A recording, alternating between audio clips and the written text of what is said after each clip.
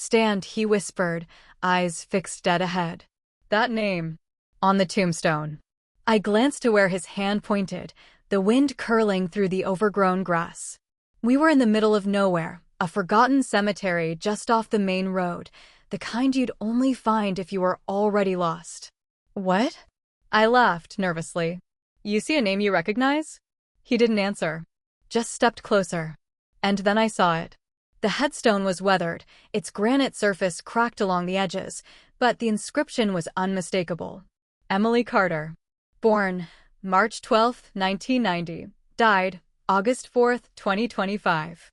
Beloved daughter. Never forgotten. My legs froze. That was my name. My birthday. Everything except the last part. I was very much alive. I swallowed hard, suddenly aware of the silence pressing around us. My husband, Cole, stepped toward it like it might vanish. I didn't know this was here, he muttered. This wasn't part of the tour. We had taken a detour on our road trip, meant to be spontaneous, a romantic getaway from our messy lives and recent family fallout. This dusty graveyard wasn't even on the map.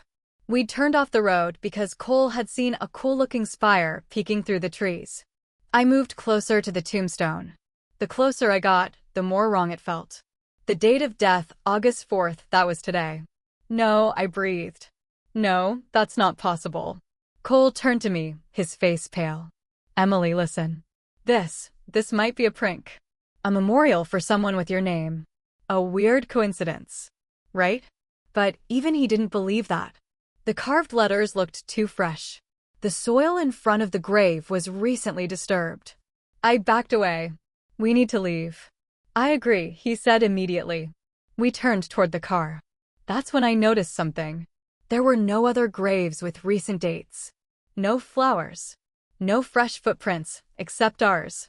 It was like this graveyard had been untouched for decades, except for this one grave. Mine. I glanced at Cole. He was staring at the woods. We're not alone, he whispered. I followed his gaze, and then I saw it. A figure, maybe 30 yards away, standing between the trees. Motionless. Watching. I opened my mouth to call out, but the figure raised one hand, not to wave, but to point directly at me. Then it vanished. I couldn't breathe. Couldn't speak. Cole grabbed my wrist. Emily, run. We sprinted to the car. The tires kicked up gravel as we peeled out of the cemetery, the trees swallowing the rearview mirror. What the hell was that? I asked, trying to steady my hands on the wheel. I don't know, he said. But that date, how did they know? I shook my head. Maybe it's a coincidence. A sick joke. Cole didn't respond. He was staring down at his phone. You might want to pull over. Why? He turned the screen toward me. It was an email. Timestamped 4:02 p.m., less than 5 minutes ago. Subject, your final wishes. From Estate Planning at Carter Trust. Org. To Emily Carter. We've received confirmation of your passing. Your file has been moved to closure. Thank you for your trust. I swerved onto the shoulder, heart pounding. This is insane, I whispered.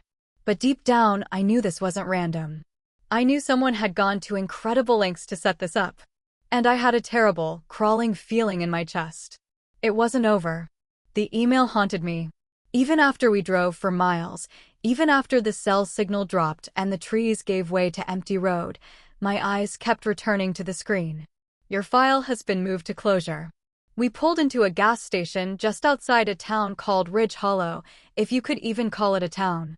One diner, one boarded-up thrift shop, and the kind of gas station where the pumps clicked like typewriters and smelled faintly of mildew. Cole stood beside the car, arms folded, scanning the horizon. I sat on the hood, still holding the phone, the screen dim now, but the words etched in memory. I tried to forward the email. It bounced back. Undeliverable. I opened the sender's profile. No website, no company address. Just a cold, anonymous email trail with a name I didn't recognize. Carter Trust. It sounded familiar, but only in the way a nightmare does, half remembered, half denied. Cole came back with 2 water bottles and a newspaper. Thought you might want to check the date. I gave him a look. I know what day it is. Do you? He said, and handed me the paper. Right there, below the fold, second column. Emily Rose Carter. Ridge Hollow, age 35, passed away August 4th, 2025. The rest blurred. My fingers went cold. The print was too neat. Too specific. I wasn't from Ridge Hollow. I'd never set foot here before. And yet, someone had published my name. My full name. My age. My exact birth date. I dropped the paper. Cole knelt beside me. We're going to figure this out. But, Emily. What? He hesitated, then, do you remember what happened last time we came back to the States?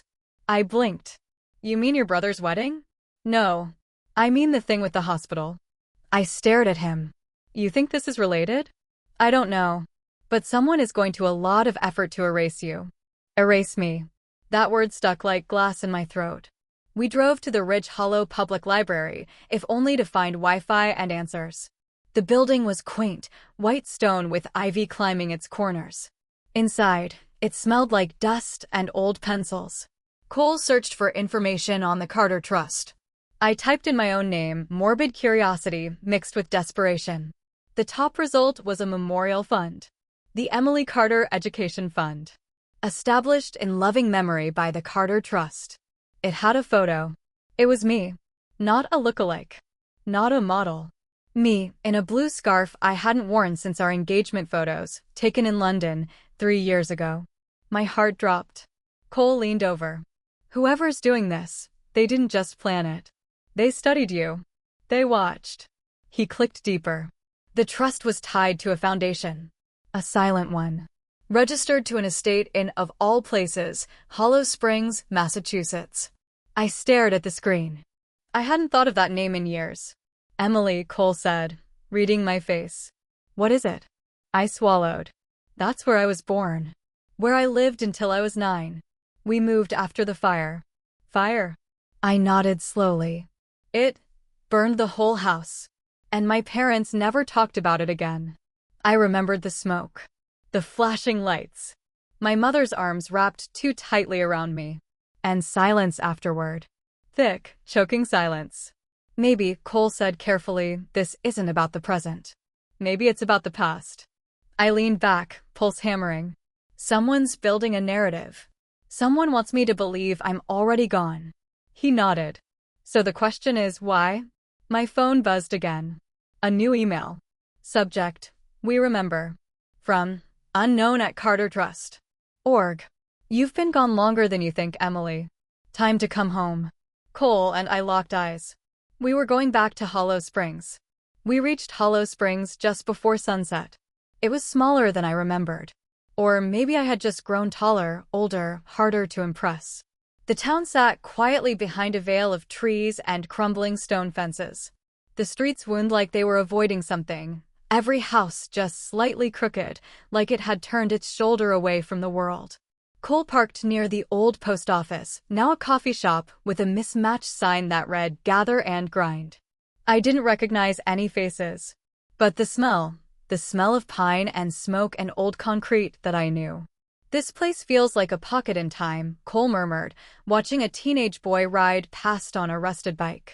It's barely changed, I said, stepping out. But it doesn't feel like it remembers me. Inside the coffee shop, we asked about the Carter Trust. The barista, a lanky girl with chipped black nails, looked up sharply. You mean the house on Pine Hollow Road? I nodded. She frowned. They don't really have visitors. Ever. We're family, I lied. Her expression didn't change. They won't care. Cole and I exchanged glances. Outside, the shadows were stretching long. The town seemed to watch us without blinking. We drove the 2 miles out to Pine Hollow Road.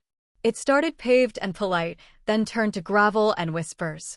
The Carter estate stood at the end, behind a rusted iron gate choked with vines. The house was sprawling, Victorian, a skeleton in ivy skin. 1 tower. Shuttered windows. Porch sagging just slightly. But the lights were on. I didn't think anyone would actually be here, I muttered. Cole checked his phone. No signal. I stepped up to the gate, fingers brushing the metal. The gate creaked open with surprising ease. As we approached the front steps, the door swung open. A man stood there. He was tall, late 50s maybe, with a severe face and silver hair slicked back too neatly. He wore a gray suit, immaculate, like he'd been waiting for company that never came. "Emily Carter," he said, not asking. I froze. "Yes." He nodded once. "We've been expecting you." Cole stepped forward. "Who are you?" "My name is Thomas. I manage the trust's affairs." His voice was clipped, precise. "Please, come inside. We have much to discuss." Something about the way he said we made my skin crawl. The foyer was dim and cold.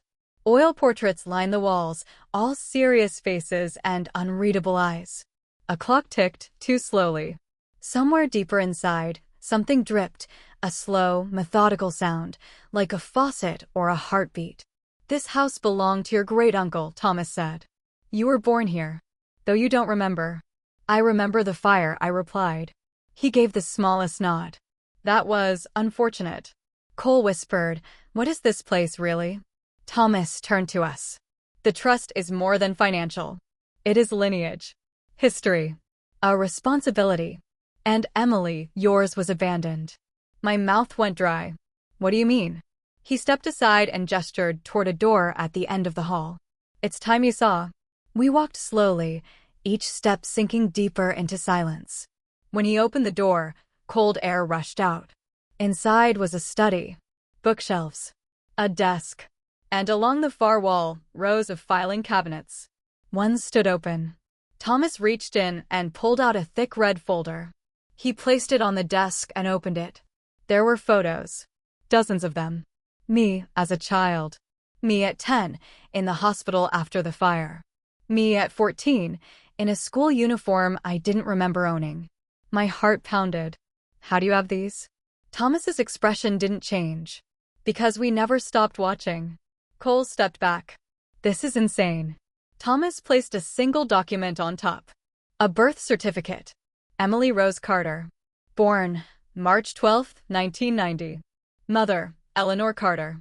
Father. The father's name was blank. I looked up. "Where are my parents?" Thomas gave a thin smile. "You'll understand, soon." He slid one more item across the desk. A photo, faded and curled at the edges. It was of me. But I wasn't alone. Standing beside me, her hand on my shoulder, was a woman I'd never seen before. Except I had. In the mirror. She looked just like me. "She looks like me," I whispered, touching the edge of the photo. Thomas nodded once. "She should. That's your mother." "No," I said, blinking hard. "That's not possible. That's me. Or almost me." Cole leaned in, studying the photo. "She's older than you are in this picture. Maybe late 20s. The resemblance was uncanny. Same eyes, same curve of the mouth, even the same subtle scar above the eyebrow. I hadn't thought anyone else had that. I'd fallen off a bike at 8, no one else was there. Except maybe someone had been. Thomas spoke again. "Her name was Evelyn. Your mother's twin. Identical.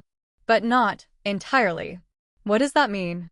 Cole asked, voice tight. Thomas looked at me. "Your mother never told you about her sister?" I shook my head slowly. "No. Never." He leaned against the desk. "Evelyn was brilliant. Strange. Obsessed with preservation. Legacy. She believed identity could be passed down like an heirloom." My stomach turned. "What are you saying?" He opened a drawer and placed a second folder next to the first. This one was thinner. Inside was a birth record. Evelyn Carter. Born March 12, 1960. Same day, I muttered. Same exact day as me. 30 years apart. "More than a coincidence," Thomas said softly. Cole straightened. "Are you saying she did something?" "Tried to recreate herself." "Not recreate," Thomas said. "Continue." I stepped back. "That's insane." But my voice cracked. Thomas opened a glass case beside the desk and removed a small black box. Inside was a flash drive. "This contains Evelyn's journals," he said. "Notes. Experiments. Letters. She wrote as if time were an inconvenience. As if the future belonged to her." "Why would you show me this?" I asked. "Why now?" "Because," Thomas said, "you came back. Which means it's starting." "What is?" He met my eyes. "The unraveling." Cole stepped between us. No, we're leaving. But Thomas didn't move. You won't get far. Not yet. Not until it's complete. I turned to the desk, scanning the papers, the journals, anything I could grab. My fingers landed on a yellowed letter sealed in wax. The handwriting was elegant. Familiar in a way I couldn't explain. I broke the seal. Inside, one sentence. She has to forget who she was before she can become who I was. I backed away. Nope, Cole muttered, grabbing my arm. We're done. We're leaving. Now. We raced down the hallway, through the foyer, out into the cold night air. The wind had picked up, rattling the trees like they were warning us. We reached the car. I fumbled the keys. Emily, Cole said quietly. Look. I turned. All the windows of the house were now lit. Every single one. In each window, a silhouette stood watching us. Still. Silent. Identical. The same shape. The same size. All of them looked like me. We got in the car. Cole hit the gas. Gravel sprayed behind us as we tore back down Pine Hollow Road. I didn't speak until we were back on the highway, miles away, headlights streaking across the black. I wasn't supposed to see any of that, I whispered. That place wasn't abandoned. It was waiting. Cole gripped the wheel. Whatever that was, it wasn't just a family estate. That was a blueprint. I stared at my reflection in the side mirror. Same face. Same scar. But something in the eyes. Wasn't mine. We didn't go back to the motel. We drove until the road forgot its own name, into a strip of nowhere with flickering gas signs and paper-thin walls between rooms. We checked into a place called Moonlight Lodge, where the carpet felt damp and the mirror above the sink was just slightly warped, just enough to make you doubt your own shape. Cole didn't sleep. I did, but only barely and not alone. In my dream, I was standing in front of a mirror, brushing my hair. But my reflection didn't move with me. It watched me, blinked late, tilted its head when I didn't. Then, slowly, it stepped forward out of the mirror. I woke up gasping, drenched in sweat. Cole was already dressed, staring at his laptop, brows furrowed. I found something, he said before I could ask. He turned the screen. An archived article from 1990. From Hollow Springs. Woman missing after house fire. Child found unharmed. Authorities continue to search for Evelyn Carter, age 30, after a mysterious fire engulfed the Carter estate. Her daughter, Emily Carter, was found in the garden unharmed. No other family members were present at the time. I stared. That's not my mother's name. My mother is Eleanor. Cole shook his head slowly. I don't think she is. I think Eleanor is Evelyn. What? She faked her identity. After the fire. Maybe to escape something. Or maybe to continue something. The world felt like it was folding in on itself. She became her sister? Or used her sister's name. Maybe Evelyn disappeared and Eleanor stepped in. Or maybe Evelyn became Eleanor and erased everything else. I stood and paced the room. So what am I? A duplicate? An experiment. He was quiet. I'm me, Cole, I said firmly, almost pleading. I grew up. I had memories. I had a childhood. In a family that never let you in, he finished. You said it yourself. You were always the outsider. I turned away, fists clenched. Outside, a dog barked. Then silence. Too much silence. I looked at the mirror again. My reflection was there, normal, except her hand was lifted. Mine wasn't. I backed away. What is happening to me? I whispered. Cole crossed to me. We're going to figure it out. But there's something else. He opened the second tab on his laptop. A list of death certificates. All filed in the name Emily Carter. All with my birth date. All from different towns. All within the last 10 years. 10 lives. 10 versions of me. All dead. Only I had survived. I think, Cole said quietly, this isn't about one person. It's a pattern. A cycle. I couldn't breathe. Someone's creating me. Over and over. He nodded. And each time she dies. I sat down hard on the edge of the bed. What's the endgame? I don't know, he admitted. But maybe you're the one who broke the loop. I looked up. Because I found the grave. Or because this time, you're remembering. The lights flickered. Then all at once, the room went dark. Cole cursed and fumbled for his phone. I reached for the flashlight, but before I could turn it on, I heard it. From the mirror. Breathing. Not mine. Not Cole's. Low. Wet. Like lungs filled with something thick. And then, a voice. Soft. Familiar. You were supposed to forget. The power came back in a violent snap, the overhead light buzzing like it had been shocked awake. I was on my feet in seconds, eyes locked on the mirror. It was normal again. My face. My breath. Nothing else. But that voice, soft, rasped, layered like it came from a throat and used to speaking, still echoed somewhere deep in my chest. Cole was already pulling the dresser in front of the door. We're not staying another night. We pack, we go. Go where? I asked, my voice shaking. This thing, whatever it is, it knows us. It finds us. He looked at me. Then we stop running. We confront it. I swallowed. How? His jaw tightened. We go back. To the original house. The real one. I blinked. You mean the ruins? The one that burned down. He nodded. That's where it started. Where the loop began. Maybe if we find out why, we can end it. It sounded like a terrible plan. But it was the only one we had. We left before dawn. Hollow Springs was asleep, the roads damp with dew and secrets. The site of the original Carter house was deeper into the woods, down an overgrown trail barely visible from the road. My legs remembered it before my mind did, the rhythm of roots underfoot, the slope of the land. The house was gone. Ash and stone, a blackened chimney still clawing at the sky like a finger refusing to give up.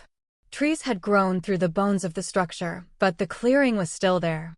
And in the center, a rusted cradle. Cole crouched beside it. No vines on it. Someone's been here recently. I walked toward the chimney.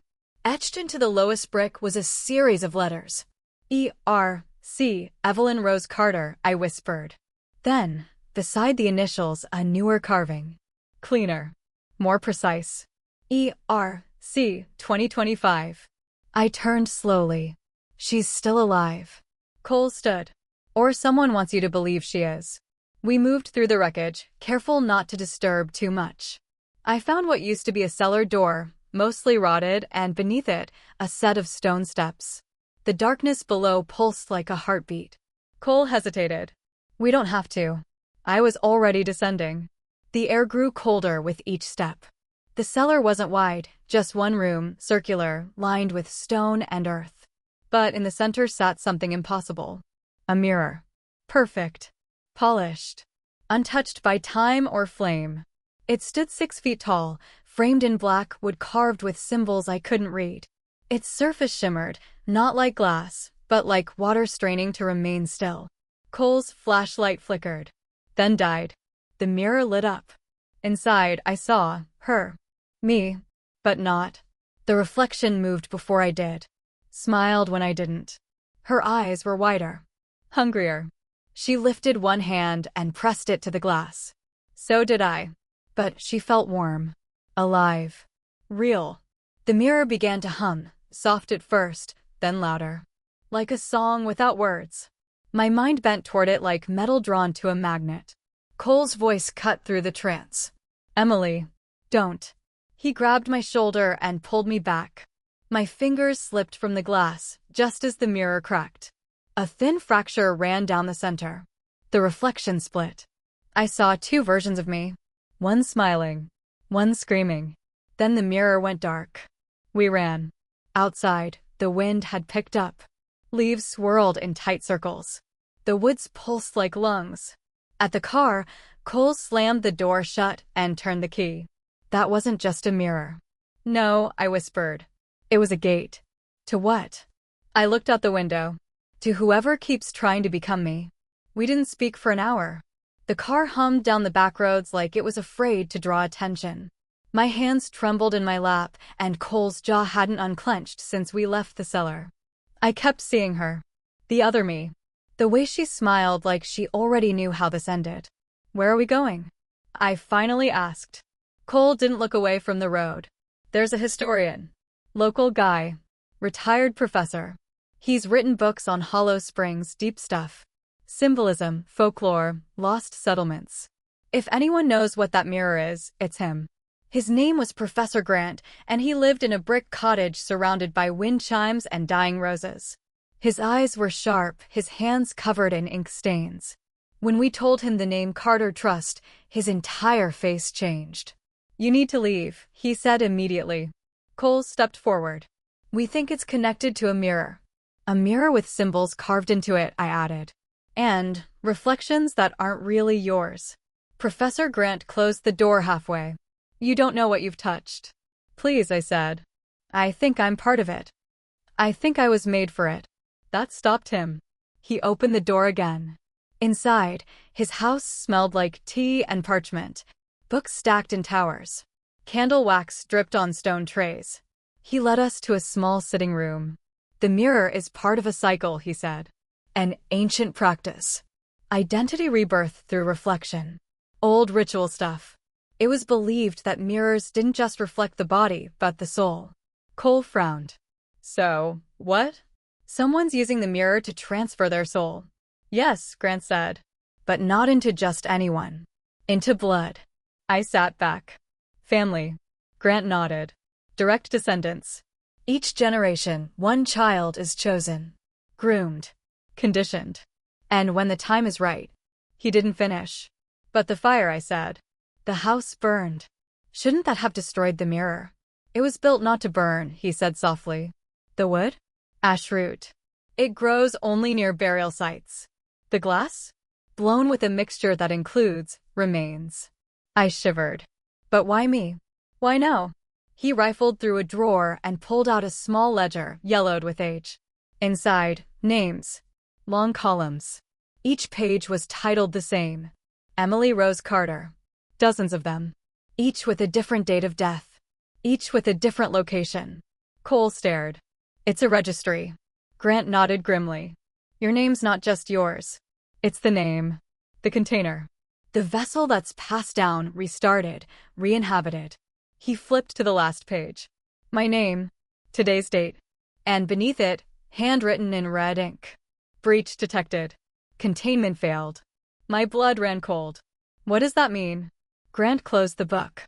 "It means, this time, the vessel woke up." We left in silence.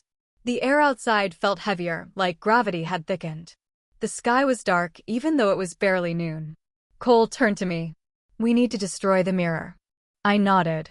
"Before it pulls me in. Or she, whatever she is, gets out." "But how?" Grant had slipped something into my palm before we left. A key. Old iron, warm to the touch. "To the foundation beneath the second house," he'd whispered. "You'll find what Evelyn feared most. And what she tried to keep trapped." Now it was in our hands. And we were going back. Back to the Carter Trust estate. Back to where the reflection had started watching me, long before I ever noticed. The Carter Trust estate loomed ahead like a memory trying to rewrite itself. It was just past sunset when we arrived. The iron gate swung open before we even touched it. The house seemed darker now, less abandoned, more expectant. We didn't go through the front door. Grant's key had been labeled simply, "Below." We circled to the east side of the estate, where the ground dipped and the ivy grew too thick for nature alone. Hidden behind a collapsed trellis, we found it, a hatch in the earth, rimmed with iron and marked by 3 deep carvings. A circle. A mirrored circle.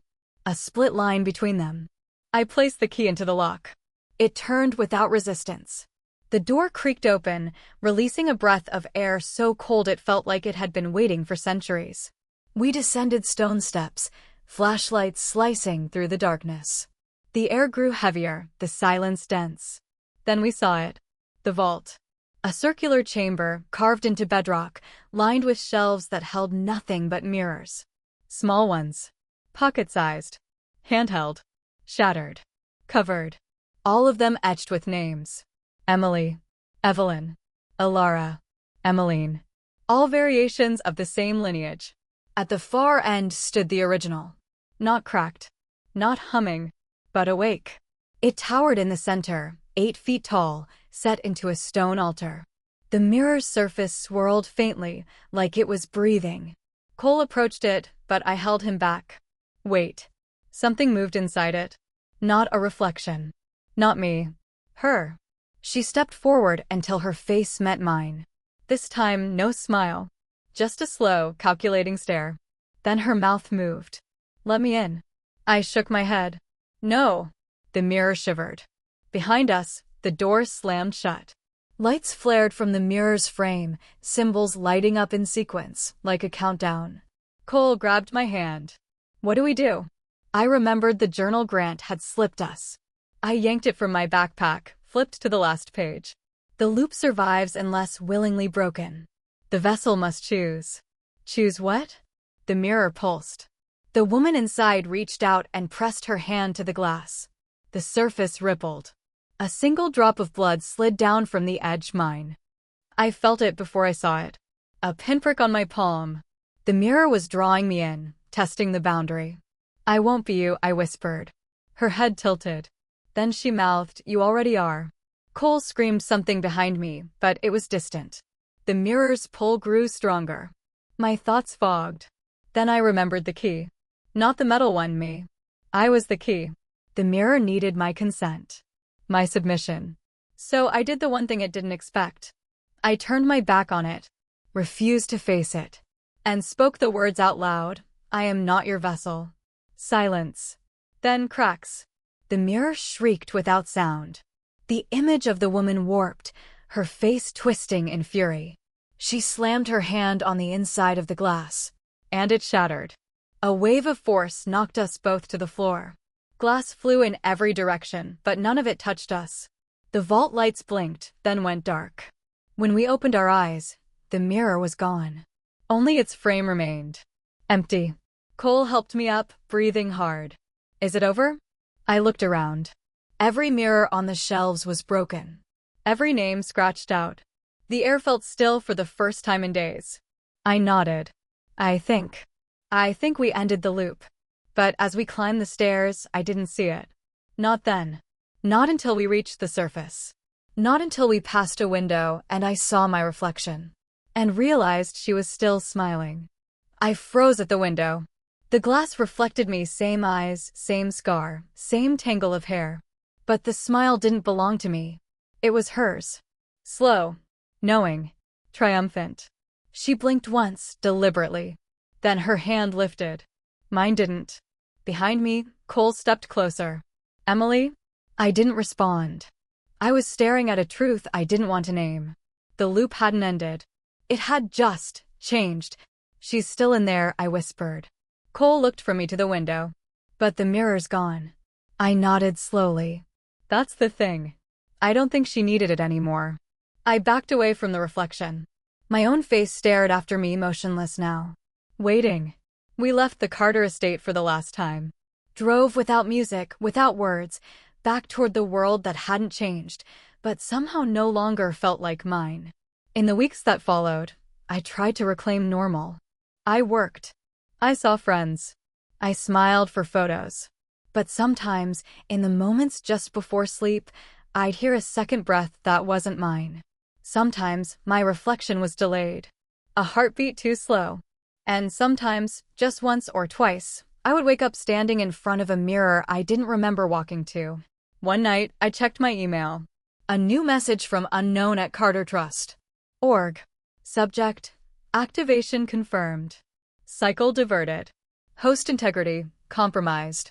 Adaption in progress. I slammed the laptop shut. I didn't tell Cole. What could I say? That I wasn't sure if I was still me? That a part of her, of Evelyn, had leaked through when the mirror shattered? The more I tried to deny it, the more I felt her, like a pressure just under my skin. Watching. Learning. Waiting. I began leaving sticky notes for myself on the mirror. This is you. She is not. Don't smile first. And I stopped looking too long into any reflection. Because I knew what came next. Eventually, she would try to finish what she started. And one day, I might forget which side of the mirror I was on.